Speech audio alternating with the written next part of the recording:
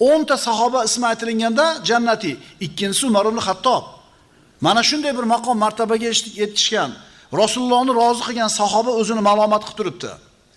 Aytar ediki, qaniydi Umarning onasi tug'masa, qaniydi men dunyoga kelmasam, qaniydi qilgan amallarim savobimga ham, gunohimga ham, foydamga ham, ziyonimga ham bo'lmasa deb yig'lar edi.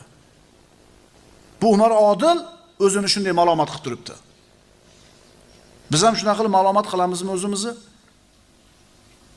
Yana aytar edi, Robbimning huzuriga borganimda qilgan amallarim foydamga ham, zararimga ham bo'lmasligini orzu qilgan bo'lardim deydi. Chunki u kishi muxlis odam edi, birodarlar.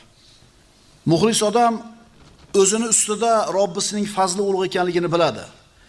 Muxlis odam har qancha Allohga ibodat qilmasin, har qancha ixlos qilmasin, Allohni ustidagi o'zini ustidagi haqqini ado qilmasligini yaxshi biladi.